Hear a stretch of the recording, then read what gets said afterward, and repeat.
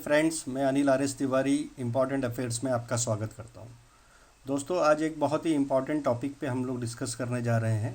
मैं पिछले 2-3 दिनों से इस विषय पर वीडियो बनाने की सोच रहा था, पर मैंने पहले सोचा कि पर्याप्त जानकारियां आ जाएं देश दुनिया में इसे लेकर क्या चल रहा है, उसकी भी कुछ ना कोई सटीक जानकारी हो, तब हम इस वीडियो को बनाएं। आज मैं सोच रहा हूँ इसे बनाना बहुत ज़रूरी है, इसलिए मैंने आज इस वीडियो को बनाया है। तो दोस्तों, हम लोग जो बात कर रहे हैं वो है ओमाइक्रॉन कोरोना वायरस के नए वेरिएंट के बारे में। यहाँ सबसे पहले मैं आपको बता दूं कि जिस तरह से मीडिया में ओमिक्रॉन नाम चल रहा है, असल में ओमिक्रॉन नहीं है, इसका जो प्रॉपर प्रोनाउंसिएशन है वो ओमाइक्रॉन ही है।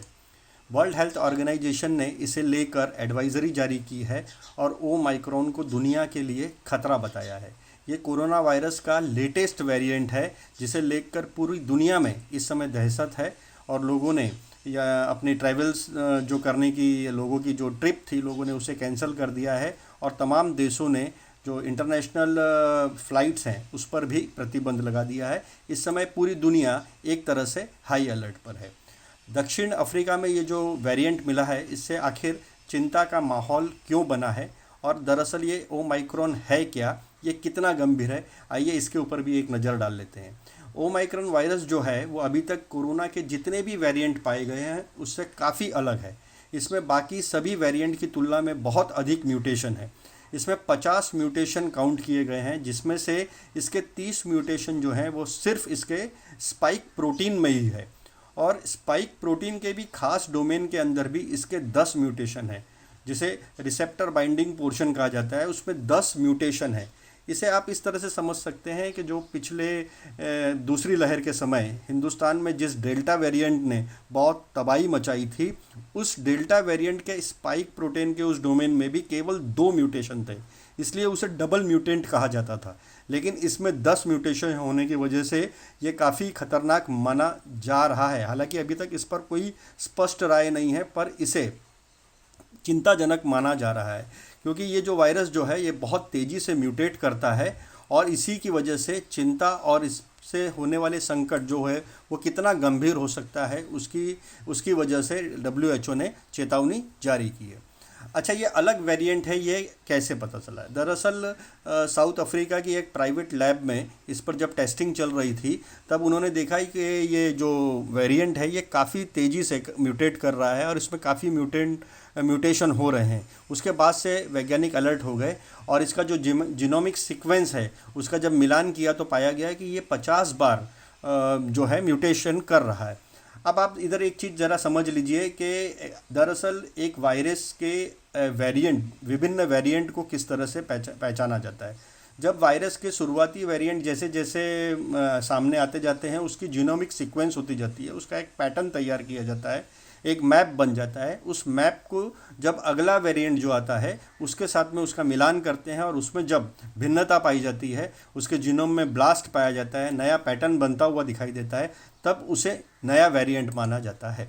इसी आधार पर जो दक्षिण अफ्रीका में ये जो वेरिएंट मिला है वो काफ़ी अलग है और काफ़ी ज़्यादा म्यूटेशन कर रहा है, ऐसा सामने आया है।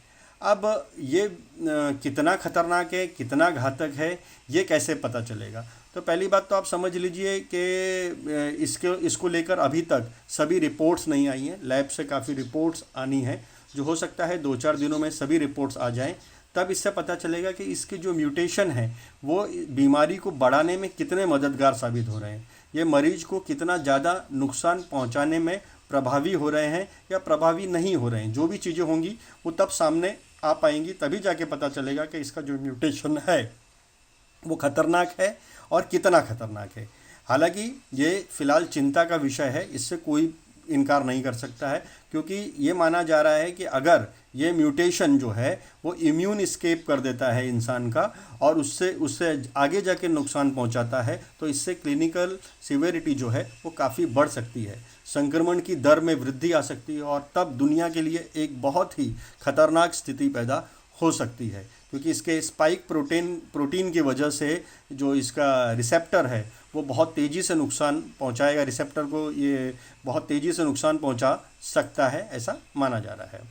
तो अब इसके सिम्टम्स क्या हैं, लक्षण क्या है, इस पर भी एक चर्चा कर लेते हैं। एक्सपर्ट्स का कहना है कि अभी तक जो पहला और दूसरा जो लहर थी उसके अंदर जो सिम्टम्स आए हैं सामने, कुल मिला के वही सिम्टम्स फिलहाल तो नज़र आ रहे हैं। इसका क्लिनिकल रिप्रेजेंटेशन में कोई ज़्यादा अंतर अभी तक दिखाई नहीं दिया है, लेकिन जैसे जैसे जांच आगे बढ़ेगी और आंकड़े ठीक ठाक आंकड़े उपलब्ध हो जाएंगे, तब पता चलेगा कि इनके लक्षणों में और क्या चीज़ें शामिल हुई हैं। तो ये सब कुछ जांच के आधार पर निर्भर करता है। फिलहाल इससे इसकी चिंता का विषय यही है कि इसको वेरिएंट ऑफ इन्वेस्टिगेशन से वेरिएंट ऑफ कंसर्न की श्रेणी में रख दिया गया है, क्योंकि ये काफ़ी तेज़ी से फैल रहा है। इसका एक अनुमान आप इसी तरह से लगा सकते हैं कि दक्षिण अफ्रीका में जहां ये वेरिएंट पाया गया था, वहां महज 4-5 दिनों के अंदर ही इसने 5 से 6 गुना तेज़ी से लोगों को संक्रमित किया है। तभी से WHO ने इसको वेरिएंट ऑफ कंसर्न की श्रेणी में रख दिया और इसे चिंता का विषय माना गया। अब सवाल सबसे महत्वपूर्ण यह है कि हमारी एंटीबॉडीज़ इसे रोक पाएंगी या नहीं। तो इसका भी जवाब क्लिनिकल रिपोर्ट्स पर ही निर्भर करता है।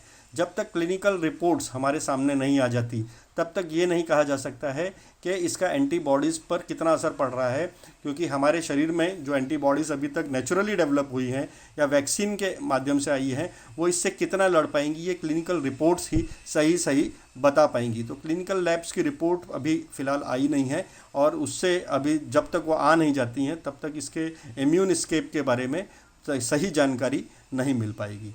तो अभी 1-2 दिन का इंतज़ार हम लोगों को करना पड़ेगा। अब एक महत्वपूर्ण सवाल ये है कि इससे लड़ने में हमारी वैक्सीन कितनी प्रभावशाली है। तो एक देख लीजिए कि वैक्सीन का पूरा असर तो इससे बेअसर नहीं हो सकता है। वैक्सीन हमें इससे लड़ने में मदद अवश्य करेंगी, बट ये कहना कि वैक्सीन जरा भी इस पर प्रभाव नहीं डालेगी, ये वैक्सीन को एस्केप करके और आपको नुकसान पहुंचाएगा, ये कहना पैनिक फैलाने के बराबर है। तो एक्सपर्ट्स मानते हैं कि इस तरह का अभी इस स्टेज पर कोई भी आकलन करना गैर वाजिब होगा, क्योंकि अभी तक क्लिनिकल रिपोर्ट्स इसकी अभी तक आई नहीं है। लेकिन ये माना जा रहा है कि नए वेरिएंट से वैक्सीनेशन का प्रभाव कुछ ना कुछ कम जरूर होगा, लेकिन ये पूरी तरह से बेअसर नहीं होगा। और जहाँ तक इंडिया की बात है, तो भारत में जो 2 वैक्सीन हैं, दोनों वैक्सीन इसमें काफ़ी प्रभावशाली मानी जा रही हैं, क्योंकि ये इनएक्टिवेटेड फॉर्म में, इन वैक्सीन्स के अंदर इनएक्टिवेटेड फॉर्म में वायरस को लिया गया है। जबकि जो दूसरी दुनिया के दूसरे देशों ने जो वैक्सीन्स बनाई हैं, वो टारगेटेड वैक्सीन है, वो किसी खास वेरिएंट के ऊपर ज़्यादा प्रभावशाली हैं। पर जब वेरिएंट चेंज होता है, तब उसके बदलाव को पहचानने में वो कहीं ना कहीं चूक सकती हैं। इसलिए अभी आपने एक खबर देखी होगी कि ब्रिटेन में एक चर्चा चल रही है कि वहाँ के लोगों को एक तीसरा डोज या एक बूस्टर डोज दिया जाना चाहिए। बूस्टर डोज की बात जो है वो यूके के अलावा अमेरिका और कई दूसरे देशों में भी हो रही है। उनका मानना है कि जो म्यूटेशन करने के बाद वायरस लगातार अपना स्वरूप बदल रहा है, वो काफ़ी घातक है, और उसके लिए आपको जो मदद दिला सकता है, जो आपकी इम्यूनिटी को बूस्ट कर सकता है, वो बूस्टर डोज ही है। इसलिए बूस्टर डोज लगाना बहुत ज़रूरी है। लेकिन यहाँ पर जिन लोगों को की एंटीबॉडीज़ पहले से ही काफ़ी ज़्यादा हैं, उनके लिए बूस्टर डोज की ज़्यादा ज़रूरत नहीं होगी, ऐसा एक्सपर्ट्स मानते हैं। इसके लिए आप अपनी एंटीबॉडीज़ को चेक करवा कर इससे संबंधित निर्णय ले सकते हैं। अब यहाँ पर एक चीज़ आप समझ लीजिए कि जो वैक्सीन होती है उसको बूस्टर डोज की आवश्यकता क्यों पड़ती है, क्योंकि वैक्सीन जो है वो उस समय तक की जितने भी जो वेरिएंट होते हैं वायरस के, उनके आधार पर बनाई जाती है। जब वेरिएंट में बदलाव आ जाता है, तो उन बदलाव को काउंटर करने के लिए बूस्टर डोज कई बार ज़रूरी हो जाता है लेना।